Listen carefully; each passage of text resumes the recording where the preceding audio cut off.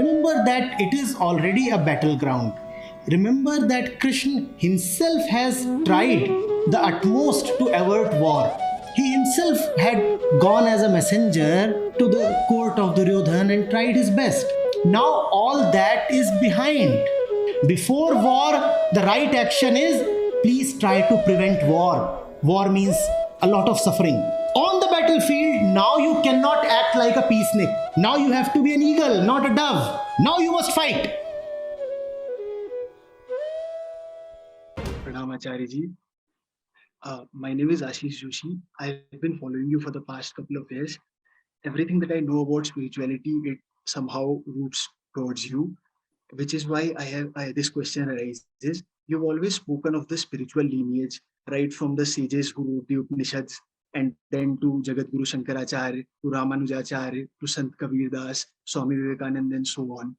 All, in my opinion, what these saints do was they created a spiritual awakening to bring about a spiritual identity with which the entirety of Indians could identify themselves with.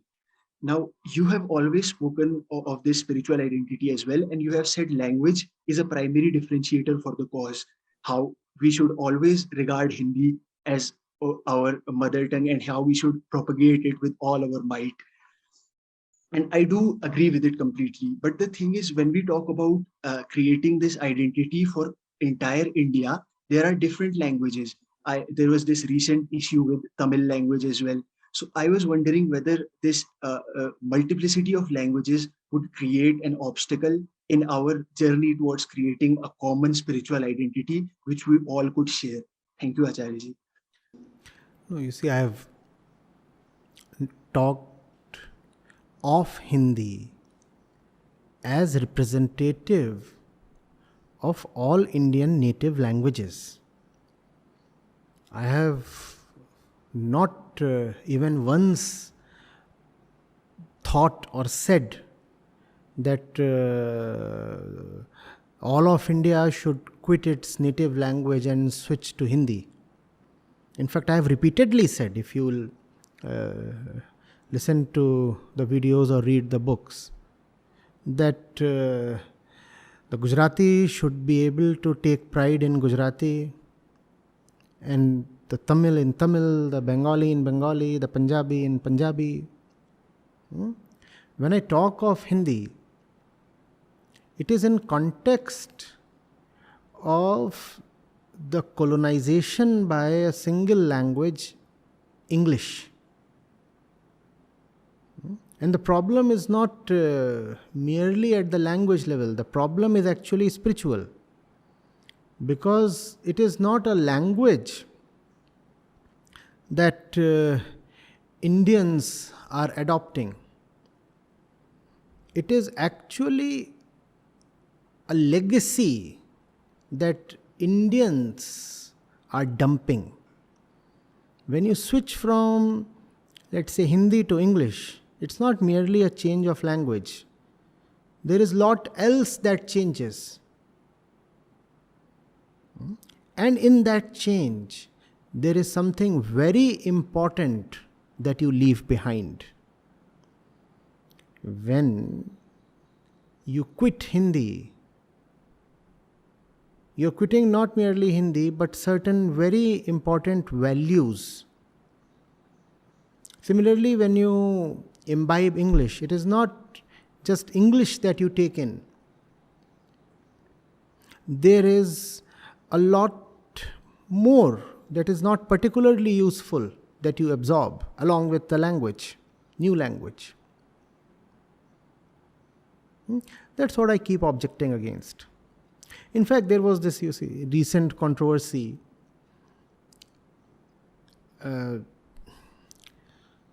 Some movie actor from, I think, the Kannada or Telugu cinema,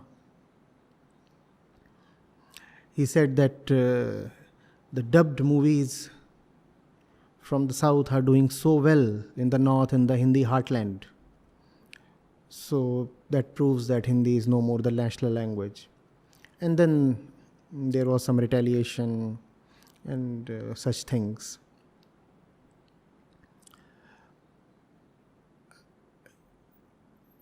When you When you talk in terms of the South accepting Hindi as the link language, I see a problem there. How many Northerners know even one Southern language half properly? How many Northerners even intend to know Tamil, Telugu, or Malayalam? And then you say that Hindi should be the link language all over India. If I belong to the South, I would say, well, I have no problems. Hindi is an important language. Hindi is a language of my country.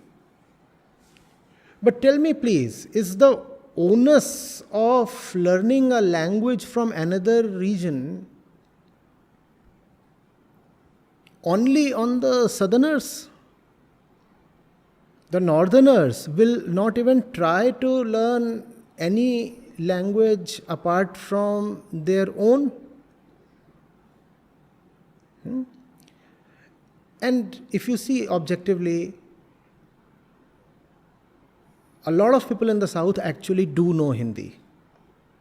They have a working knowledge. In fact, I would say a majority of people in the South can comprehend Hindi. Even if they can't read or write it, they will comprehend it.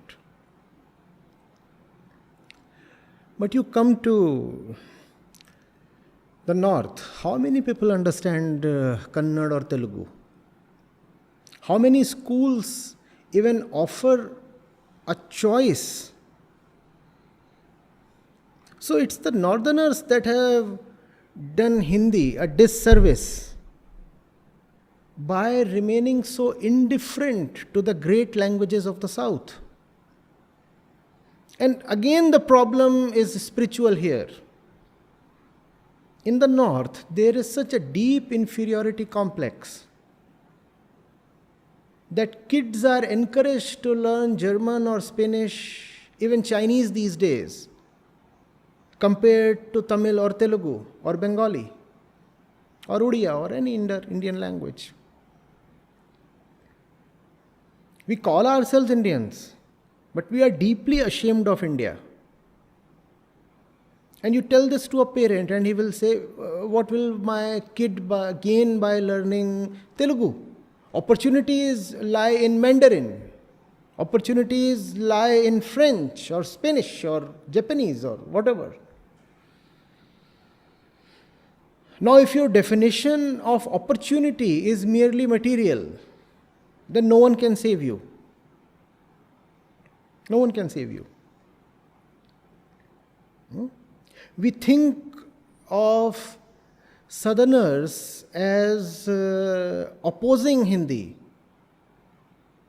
I just do not think that way. In the South, Hindi has largely been accepted. But what do you want them to do? You want them to stop speaking Kannada and completely switch to Hindi? Is that the kind of vicious and infantile idea you have? They already know Hindi, they at least understand Hindi. Won't you look into the mirror and ask yourself, how much of Kannada do I know? Right now, when people in Delhi talk of Hindi as a national language or a link language, it makes the people in South both insecure and also resistant, angry, because they are seeing the kind of discrepancy and imbalance. There is no reciprocity. And I will side with my countrymen from the South.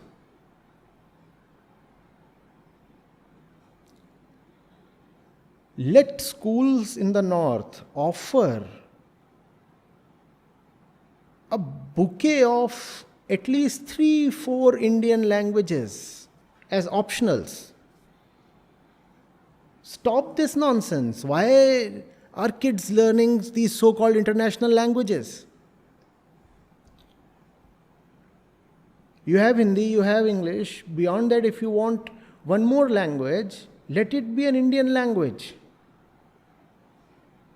And then you will find Hindi gaining respect and acceptability in the South. The arrangement has to be reciprocal, no? Why should only Hindi be the link language? When you speak to a Tamilian, as a Hindi wala, when you speak to a Tamilian, why do you expect the Tamilian to know Hindi? Why can't you know just a bit of, a smattering of Tamil? Won't that be respectful? No? And if you can speak a bit of Tamil, you will find he will happily reciprocate by speaking a bit of Hindi. And that's the way healthy relationships are. Nobody wants to be dominated. Nobody wants to be linguistically colonized. When I say Hindi stands for certain values, I'm talking of spiritual values. And freedom is one of them.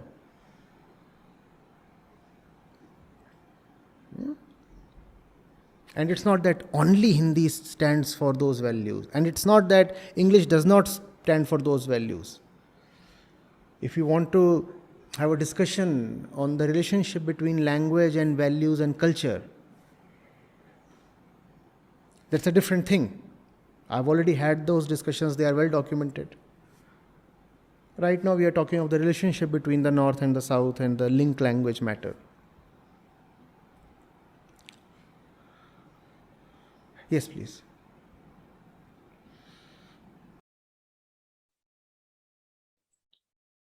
I'm sorry, sir. I was not able to express my question correctly, I believe.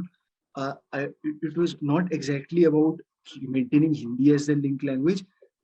I wanted to know how to bring about this spiritual identity in its totality when we have so many different languages. What do you mean by that?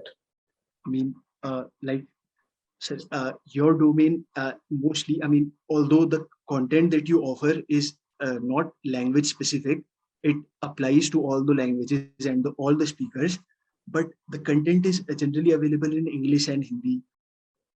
And how do we convey it to the tens and hundreds of languages that are spoken in the entirety of India?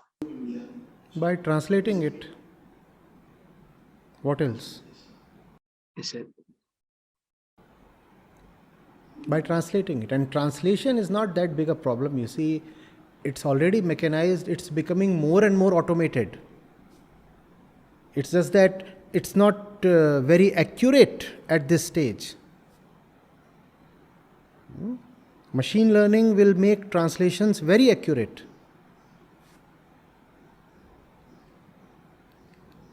Thank you, sir.